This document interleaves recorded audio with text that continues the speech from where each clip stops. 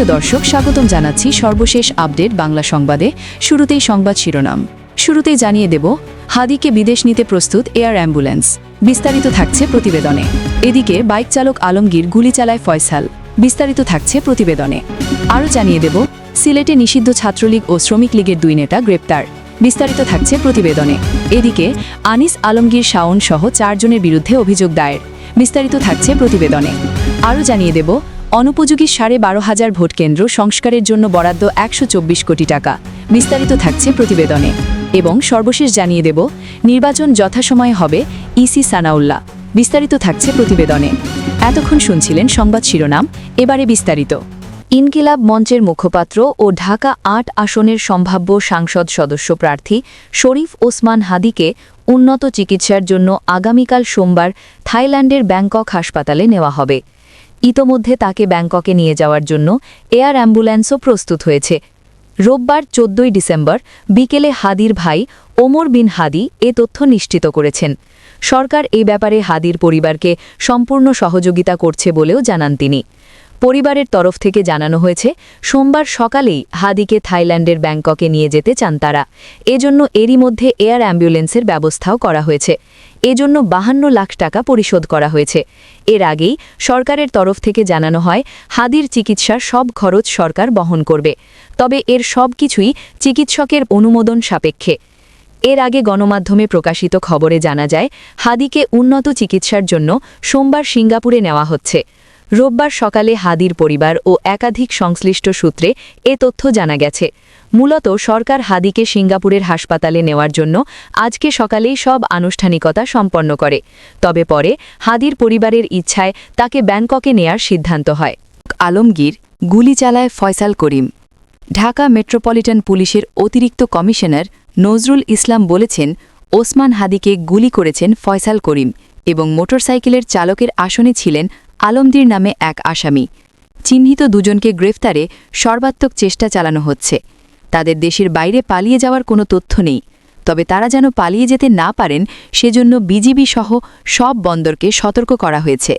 তিনি বলেন, হাদিকে গুলিবর্ষণকারীদের পালানো ঠেকাতে সীমান্তে কঠোর নজরদারির মধ্যে শেরপুরের নালিতাবাড়ি এলাকা কেটে 2 জনকে আটক করা হয়েছে। গতকাল রবিবার ভোরে তাদের গ্রেফতার করা হয়। শেরপুর থেকে গ্রেফতার 2 জন মানব পাচারের সঙ্গে জড়িত বলে তথ্য আছে পুলিশের কাছে। এরই মধ্যে মাসুদের পাসপোর্ট ব্লক করা হয়েছে জানিয়ে অতিরিক্ত কমিশনার বলেন, হত্যাকারীদের গ্রেফতারে চেষ্টা অব্যাহত আছে। হত্যাচেষ্টার এই ঘটনায় মামলা হয়েছে কিনা জানতে চাইলে তিনি বলেন, পরিবারের পক্ষ থেকে এখনও মামলা হয়নি। পরিবার না করলে পুলিশ মামলা করবে। এনবিআরের কেন্দ্রীয় গোয়েন্দা সেল সিআইসি জানিয়েছে, তারা ফয়সাল করিম মাসুদ ও তার তথ্য প্রযুক্তি প্রতিষ্ঠানের সব ব্যাংক হিসাব জব্দ করা হয়েছে। ফয়সালের প্রতিষ্ঠান Apple Soft IT Limited software ও তথ্য প্রযুক্তি নির্ভর বাণিজ্য সংগঠন বেসিসের সদস্য। সংশ্লিষ্টরা বলেছেন, ওসমান হাদিকে গুলি করা ফয়সাল করিম মাসুদ ওরফে দাউদ খান কার্যক্রম নিষিদ্ধ আওয়ামী লীগের ভ্রাতৃপ্রতিম সংগঠন ছাত্রলীগের রাজনীতির সঙ্গে জড়িত ছিলেন। 2019 সালের 11ই মে ঘোষিত কেন্দ্রীয় ছাত্রলীগের পূর্ণাঙ্গ কমিটিতে তিনি সদস্য হয়েছিলেন। ঢাকার এভার কেয়ার হাসপাতালে চিকিৎসাধীন ওসমান হাদির শারীরিক অবস্থার বিষয়ে তার চিকিৎসকেরা জানিয়েছেন, ওসমান হাদির শারীরিক অবস্থা আগের মতোই আশঙ্কাজনক ও তার মস্তিষ্কের বিভিন্ন জায়গায় রক্ত জমাট বেঁধে আছে। তার মস্তিষ্কের ফোলা আরও বৃদ্ধি পেয়েছে, যা উদ্বেগজনক। এতে নিষিদ্ধ ছাত্রলীগ ও শ্রমিক লীগের 2 নেতা গ্রেফতার। সিলেটের কোম্পানীগঞ্জ উপজেলায় কার্যক্রম নিষিদ্ধ আওয়ামী লীগের সহযোগী সংগঠন ছাত্রলীগ ও শ্রমিক লীগের 2 নেতাকে গ্রেফতার করেছে পুলিশ। রবিবার ভোরে উপজেলার ভোলাগঞ্জ এলাকায় অভিযান চালিয়ে তাদের গ্রেফতার করে কোম্পানীগঞ্জ থানা পুলিশ। পুলিশ জানায়, কোম্পানীগঞ্জ থানার ভারপ্রাপ্ত কর্মকর্তা ওসি শফিকুল ইসলাম খানের নেতৃত্বে এবং ওসি তদন্ত সুজন চন্দ্র কর্মকার ও উপপরিদর্শক নাজমুল হক মামুন সহ সঙ্গীয় ফোর্সের সহযোগিতায় অপারেশন ডেভিল হান্ট ফেজ 2 পরিচালিত হয়। অভিযানে কোম্পানীগঞ্জ উপজেলা ছাত্রলীগের সাংগঠনিক সম্পাদক মোহাম্মদ রাসেল আহমেদ ও পশ্চিম ইসলামপুর ইউনিয়ন শ্রমিক লীগের সাধারণ সম্পাদক আব্বাস আলীকে আটক করা হয়। কোম্পানিগঞ্জ থানার officer in charge OC Mohammad Shafiqul Islam Khan বলেন, অপারেশন ডেভিল হান্ট ফেজ 2 এর অংশ হিসেবে এই অভিযান চালানো হয়েছে।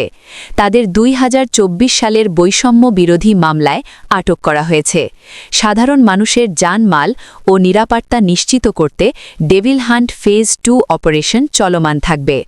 এদিকে আনিস আলমগীর, শাওনসহ 4 জনের বিরুদ্ধে অভিযোগ দায়ের।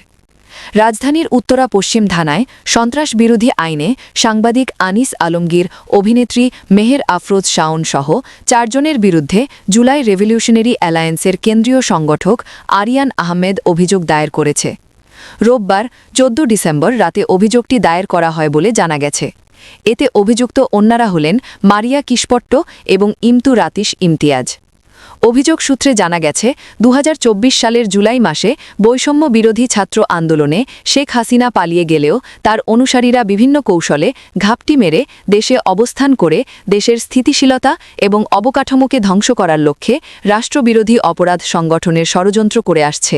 12,500 ভোটকেন্দ্র সংস্কারের জন্য বরাদ্দ 124 কোটি টাকা।